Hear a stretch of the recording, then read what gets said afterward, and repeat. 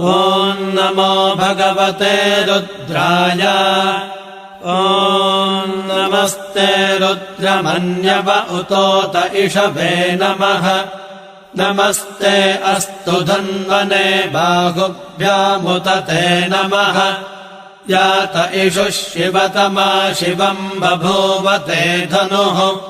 शिवा शरव्यायात बतया नो रुद्रमृडया। याते रुद्रशिवा तनोरघोरा पापकाशिनी। तया नस्तनुभाषन्तमया गिरिशन्ताभिचाकशीः। यामिषुङ्गिरिशन्तहस्ते बिभर्ष्यस्तवे। शिवाङ्गिरित्रताङ्गुरुमाहि गुंसेः पुरुषम् जगत्। शिवेन वचसा ता गिरिशाच्छावदामसि। यथा नः सर्वमिज्जगदयक्ष्मगुम् सुमना असत्। तज्जवोचदधिभक्ता प्रथमो दैव्योऽभिषक्। अहेगिष्टसर्वाञ्जम्भयन् सर्वाश्च यातु धान्यः।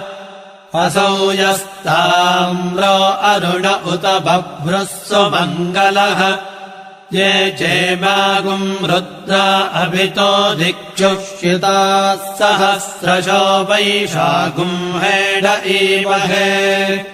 असौ यो वसर्पति नीलग्रीवो विलोहितः। उतैनम् गोपा अदृशन्नदृशन्नुदहार्यः। उतैनम् विश्वाभूतानि सदृष्टो मृडयातिनः। नमो अस्तु नीलग्रीवाय सहस्राक्षाय मीढुषे।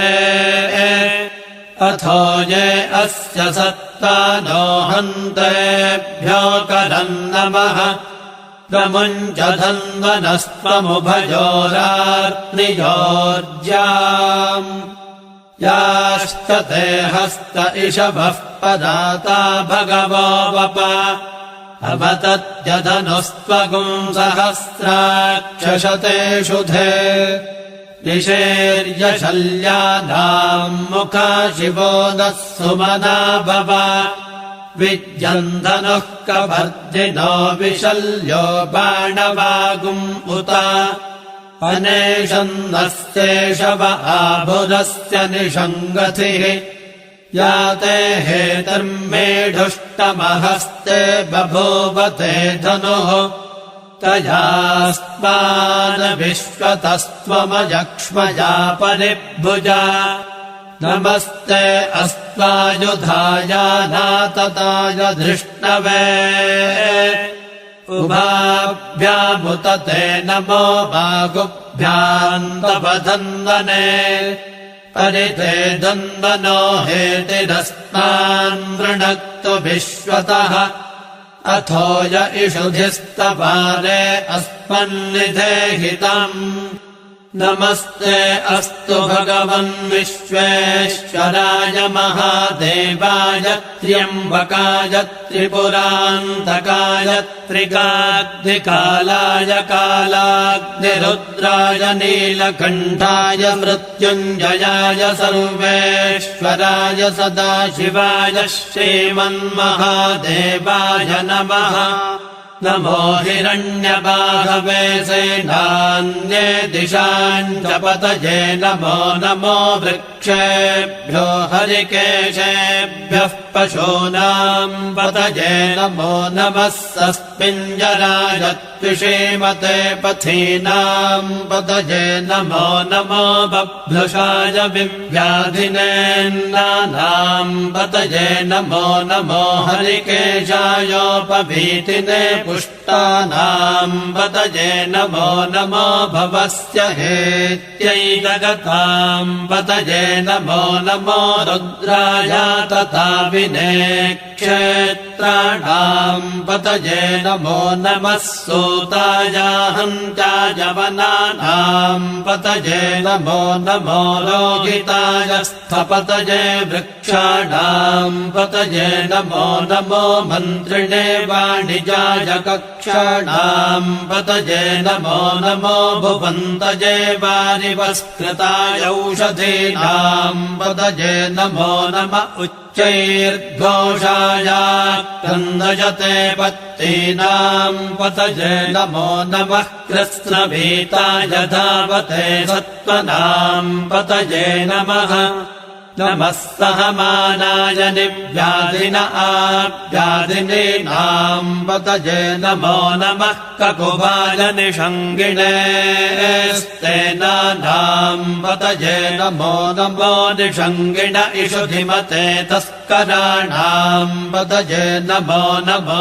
वञ्जते परिवञ्जते स्तायोनाम् पतये नमो नमो निचेनवे परिचरायारण्यानाम् पतये नमो नमः सृगाविभ्यो जिघागुंसद्भ्यो मुष्णताम् पतये नमो नमोऽसि मद्भ्यो नक्तञ्चरद्भ्यः प्रकृन्तानाम् पतये नमो नम उष्णेषिणे गिरिचराय कुलुञ्चानाम् पतये नमो नम इषुमद्भ्यो दन्दाविभ्यश्च वो नमो नम आतन्दानेभ्यः प्रतिदधानेभ्यश्च वो नमो नम आयच्छद्भ्यो विसृजद्भ्यश्च वो नमो नमोऽस्यद्भ्यो विद्यद्भ्यश्च वो नमो नम आसीनेभ्यश्च जानेभ्यश्च वो नमो नमः स्वपद्भ्यो जाग्रद्भ्यश्च वो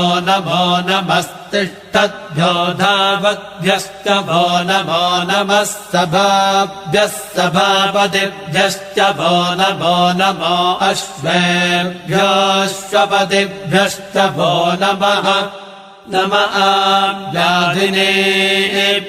विविध्यन्तेभ्यश्च वो नमो नम उगणाभ्यस्त्रगुंहतेभ्यश्च वो नमो नमो गृत्सेभ्यो गृत्सपतिभ्यश्च वो नमो नमो व्रातेभ्यो व्रातपतिभ्यश्च वो नमो नमो गणेभ्यो गणपतिभ्यश्च वो नमो नमो विरूपेभ्यो विश्वरूपेभ्यश्च वो नमो नमो महद्भ्यक्षल्लकेभ्यश्च वो नमो नमो रथिभ्यो रथेभ्यश्च वो नमो नमो रथेभ्यो रथपतिभ्यश्च वो नमो नमः सेनाभ्यश्च वो नमो नमः क्षत्रभ्यः सङ्ग्रहेतृभ्यश्च वो नमो नमस्तक्षभ्यो रथकालेभ्यश्च वो नमो नमः कुलालेभ्यः कर्मालेभ्यश्च वो नमो नमः पुञ्जिष्टेभ्यो निषादेभ्यश्च वो नमो नम इषुकृद्भ्यो धन्वकृद्भ्यश्च वो नमो नमो मृगयभ्यश्वनिभ्यश्च वो नमो नमश्वभ्यश्वपतिभ्यश्च वो नमः नमो भवाय च रुद्राय च नमः शर्वाय च पशुपतये च नमो नीलग्रीवाय च शितिकण्ठाय च नमः कपर्दिने च व्यक्तकेशाय च नमः सहस्राक्षाय च शतधन्वने च नमो गिरिशाय च शिबिविष्टाय च नमो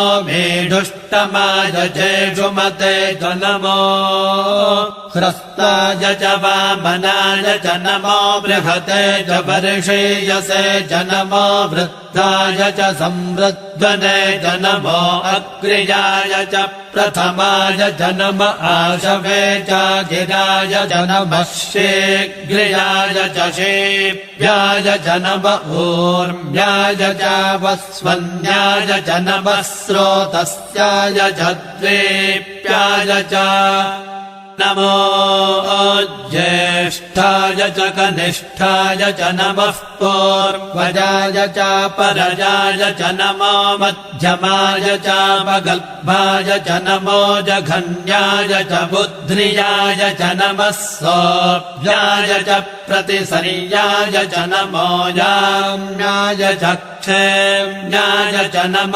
उर्वर्याय च खल्याय च नमः श्लोक्याय च वसान्याय च नमो वर्म्याय च कक्ष्याय च नमः श्रवाय च प्रतिश्रवाय च नम आशुषेणाय चाशुरथाय च नमः शूराय च वभिन्दते च नमो वर्मिणे च वरोधिने च नमो भिन्मिने च कवचिने च नमः श्रुताय च श्रुतसेनाय च नमो दुन्दुभ्याय च हनन्याय च नमो धृष्टवे च प्रवृषाय च नमो दूताय च प्रहिताय च नमो निषङ्गिणे चेषु धिमते च नमस्तीक्ष्णेषवे च युधिने च नमः स्वायुधाय च सुधन्वने च नमः श्रुत्याय च पत्याय च नमः काट्याय च नीप्याय च नमः सोद्याय च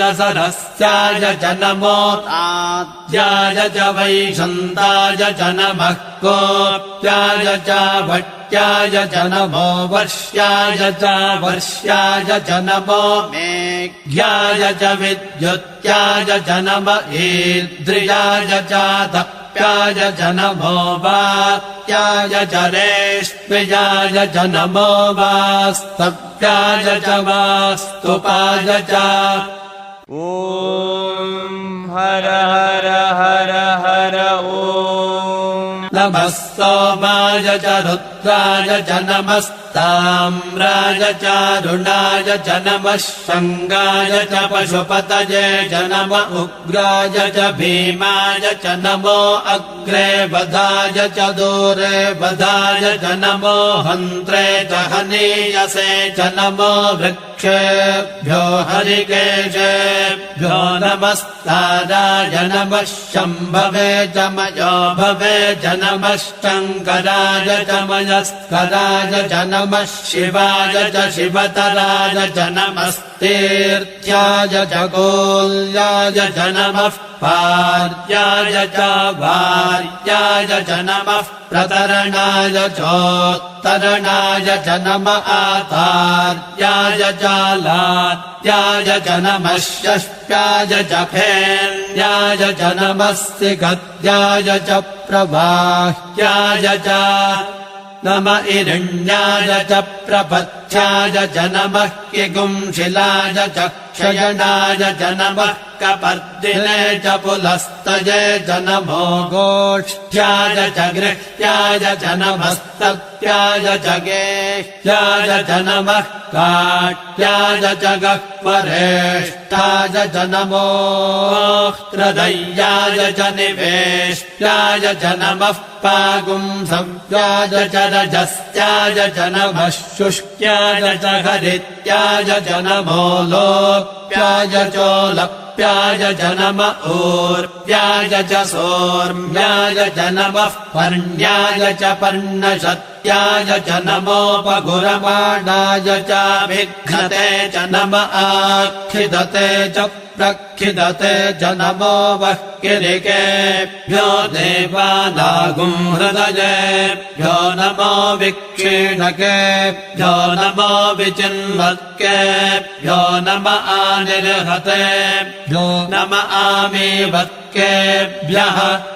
द्रापे अन्धसस्पते दरिद्रम् नीललोहिता येषाम् पुरुषाणामेषाम् पशूनाम् माभेर्मा रोमो येषाम् किञ्चनाममत् या ते रुद्रशिवा तनोः शिवा विश्वाह भेषजी शिवा रुद्रस्य भेषजीतया नो मृडजीवसे इमागुम् रुद्राय तवसे कभर्तिने क्षयद्वीराय प्रभरामहे मतिम् यथा नश्चमसद्विपदे चतुष्पदे विश्वम् पुष्टम् ग्रामे अस्मिन्ननातुरम् मृडानो रुद्रोतनो मयस्कृधिक्षयद्वीराय नमसा विधेमते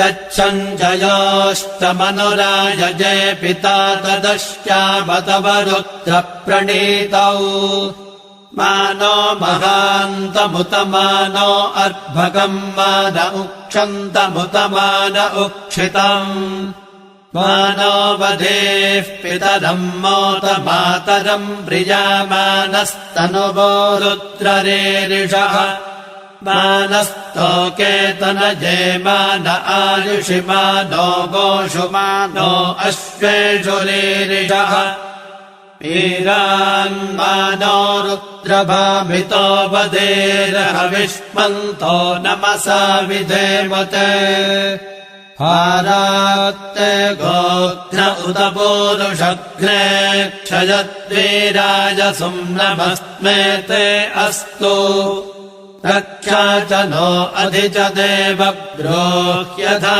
च नः शर्म यच्छद्विबर्हाः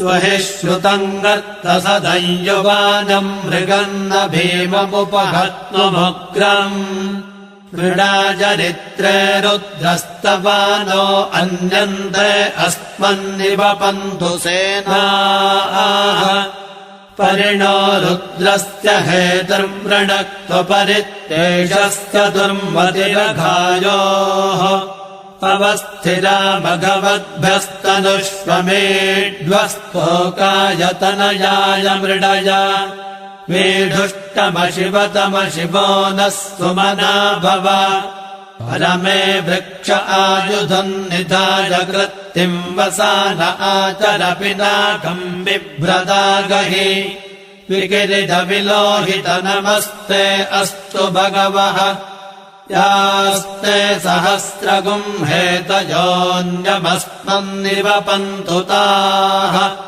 सहस्राणि सहस्रधा बाहुवोस्तव हेतयः तासामीशानो भगवः पराचीनामुखागृधि सहस्राणि सहस्रशो ये रुद्रा अधिभूम्याम्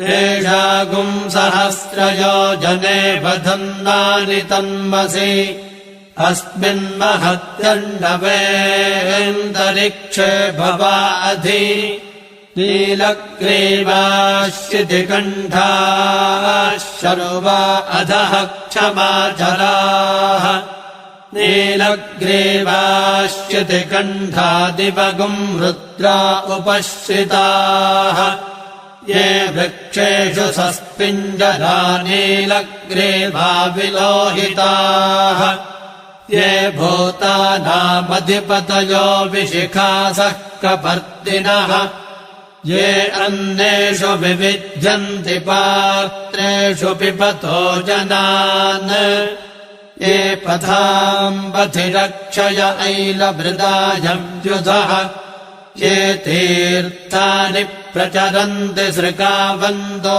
निषङ्गिणः य एतावन्तश्च भूयागुंसश्च दिशो रुद्रावितस्थिरे तेषागुम् सहस्रयोजने बधन्नानि तन्मसि नमो रुद्रेभ्यो ये पृथिव्याम् येऽन्तरिक्षे ये दिवि येषामन्नम् वातो भर्षमिषभस्तेभ्यो 10 प्राचीर्दश दक्षिणादश प्रतीचेर्दशोदीचेर्दशोर्ध्वास्तेभ्यो नमस्ते नो मृडयन्तु तेजम् विष्णो यश्च नो द्वेष्टितम् भोजम्भे दधामि ॐ त्र्यम्बकम् यजामहे सुगन्धिम् पुष्टिवर्धनम् उर्वारुकमिव बन्धनान् मृत्योर्मुक्षीरमामृतात् यो रुद्रो अग्नौ यो अप्सुय ओषधीषु यो रुद्रो विश्वा भुवना विवेश तस्मै रुद्राय नमो अस्तु ये ते सहस्रमयुतम् पाशामृत्योमत्याय हन्तवे तान् यज्ञस्य मायया सर्वानवयजामहे मृत्यवे स्वाहा मृत्यवे स्वाहा प्राणानाम् ग्रन्थिरसि रुद्रो मा विशान्तकः तेनान्नेनाप्यायस्व नमो रुद्राय विष्णवे मृत्युर्मे पाहि तमुष्टुहि यस्विषुः सुधन्वायो विश्वस्य क्षयति भेषजस्य यक्ष्वा महेशौ मनसाय रुद्रम् नमोभिर्देवमसुरन्दुवस्य अयम् मे हस्तो भगवानयम् मे भगवत्तरः अयम् मे विश्वभेषजो जगम् शिवाभिमर्शनः ॐ शान्तिः शान्तिः शान्तिः